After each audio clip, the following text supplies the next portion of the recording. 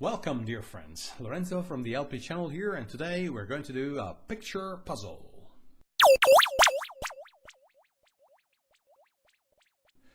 As usual, subtitles on, use a dictionary if you need it, and be ready to stop and rewind the video if necessary. This time I will explicitly instruct you to do so.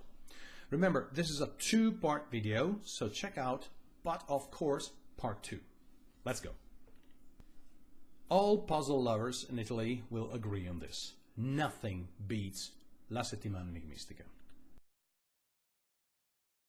Now that name would translate into something like The Puzzle Weekly, and it's been a classic for more than 80 years. Check out its Wikipedia page or buy this week's issue. The layout of the magazine is always the same, issue after issue. The easier puzzles are in the first pages, the hardest are in the second half.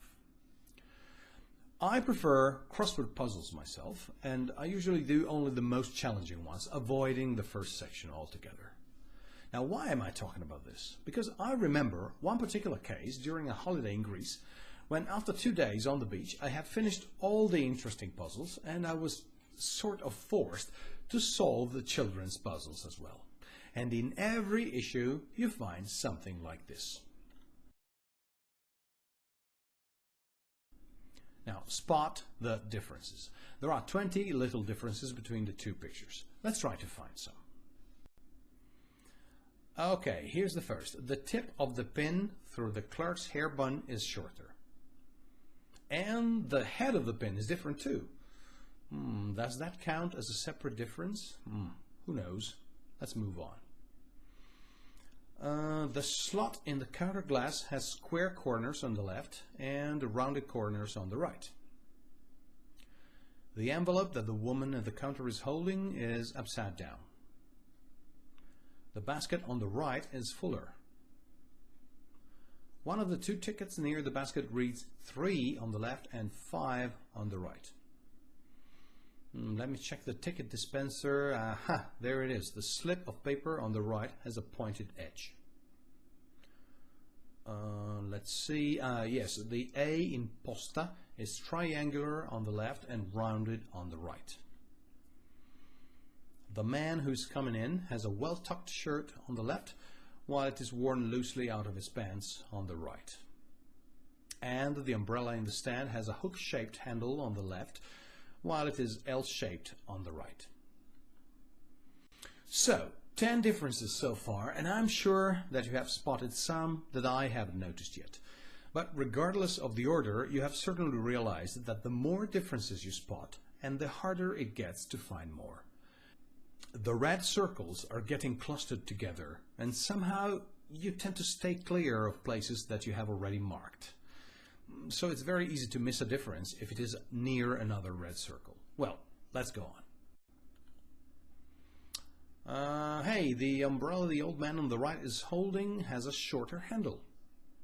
Let's see, any other umbrellas? No. But the man's hat is different too. Flat top on the left, bowl top on the right. Okay, so let's start looking in the empty spots where I haven't found anything yet, like in the middle. And there it is, the blonde woman's ponytail. There's another. The woman's handbag is different too. And another. The letters that the man in the door is holding, they're different. Now, I'm so sure that you have seen things that I haven't, and you're thinking, come on, how could you miss that? Okay, I'll get there, I promise. And remember, this is not the exercise yet. This is just a little game. Let's move on.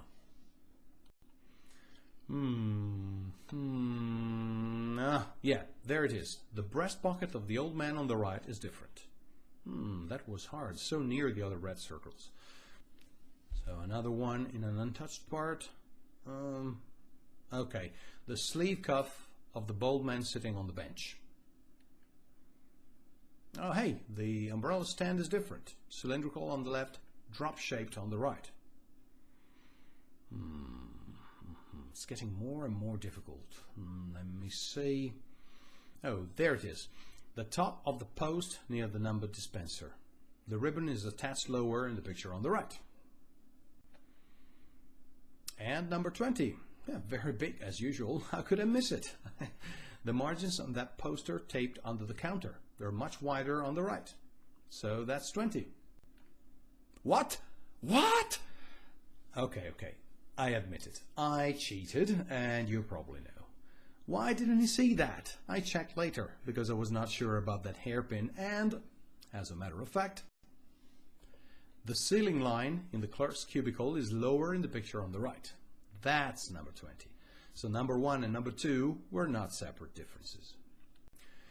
Now try this. Stop the video, mute the sound, go back to the first picture and try it again. This time you should describe the differences between the pictures.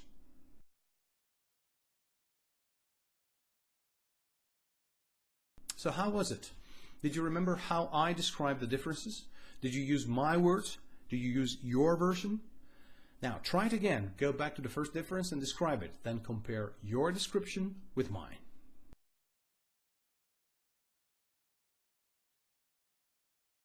Now remember, the differences are pretty obvious if you're pointing them out to a person sitting next to you, because both of you actually see the pictures and hardly any explanation is needed.